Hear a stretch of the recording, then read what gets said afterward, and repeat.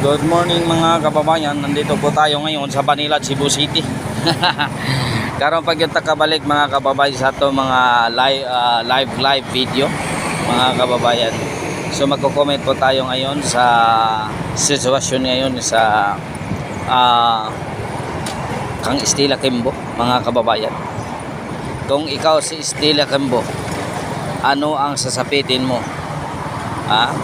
Bilang isang DepEd teacher ngayon, mga mamahaling gamit ang sa kanyang buhay ngayon.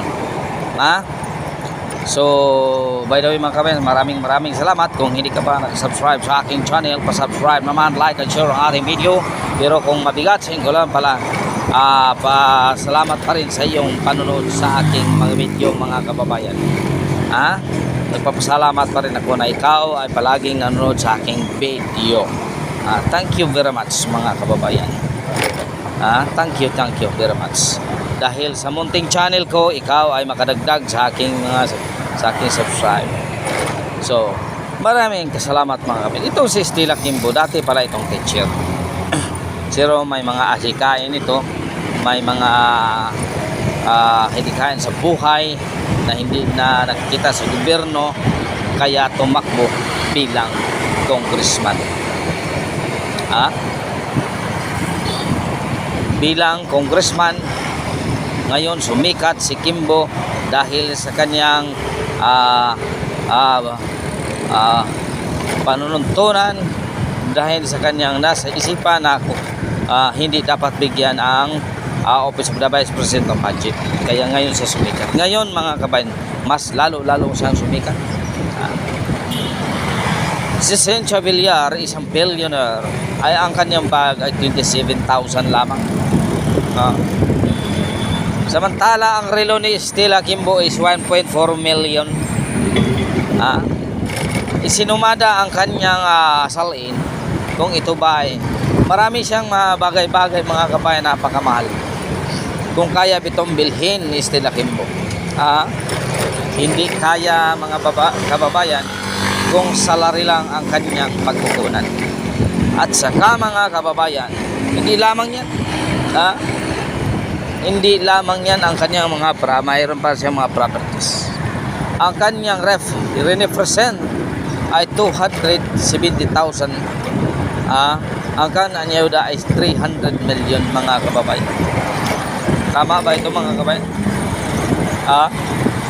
Ito ba ay sang-ayon sa saligang batas na ikaw ay magkaroon? Wala namang magka-problema kung ito ay naayon sa iyong income mga kababayan. Pero mas mamahalin ang iyong gamit, pero ang iyong income ay napakaluwes. Ikaw ay isang opisyal ng gobyerno, ay dapat kang isilalim sa investigation sa graft ang corruption. Tama ba mga kababayan? Di ba? Tama lang na isilalim ka. Pero paano ngayon isilalim ka sa investigation dahil ang Congress under the Tamba administration walang pakialam kung anong gagawin mo. Kopit ka lang na kopit ngayon, basta kamay din, billion din ang kopit namin. Yan ang katotohanan sa ating buhay ngayon mga kababayan. Kapag ordinaryong tao magkaroon ng pera, kinwestiyon si Alice Go, kinwestiyon si Mrs. Ong, kinwestiyon ang kanyang kabtangan, ari-arian. Pero ang Kamara, bakit hindi questionin ang kalang pagkatao? Tama ba ito mga kababayan? Ito ba ay fair sa isang mamamayang Pilipino? Dahil ni Degao nagbayad ng tamang buhis, o ano ang Forquad Committee? Bakit hindi nang imbestigahan si Estela Quimbo? Napakasikat niya ngayon sa social media, pero hindi kinagat ng mainstream media dahil tiba-tiba ang mainstream media ngayon mga kababayan. Hindi kinagat mga kababayan. Bakit kaya? Only Ted Filon can discuss this kind of allegation. Why? dahil si Tim Pylon mayroon ba siyang kausalit sa mamayang Pilipino? Dahil ang mainstream media, ibang mainstream media ay napaka puno ng banga sa pagkain ng gobyernong ito. Ito ba ay tama, mga kababayan? Ito ba ay tama?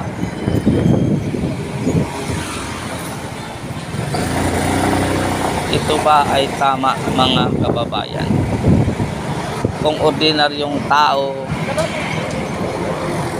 sumikat ka, magkaroon ka ng kayamanan, i-questionin ka.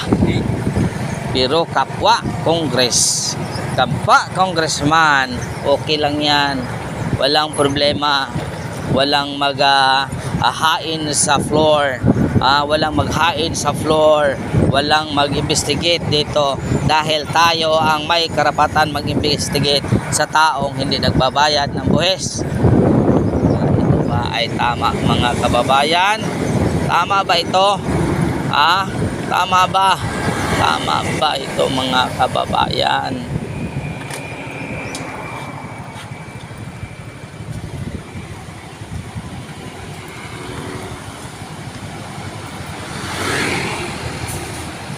By the way, mga kababayan, maraming salamat sa inyong suporta.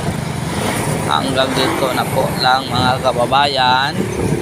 Sana hindi naman siguro masama, mga kababayan, kung magkaroon ka ng mga marangyang bagay. Pero ang bayan natin napakalungkot.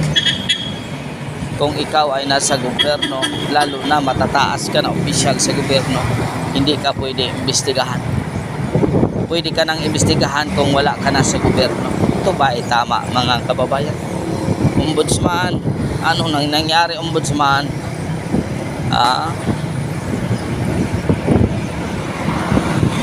Tama ba ito?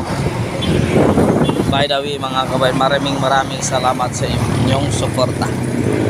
God is good all the time. All the time. God is good. With Senyor kaninyong tanan, mga kababayan. With Senyor. Maraming salamat, mga kababayan.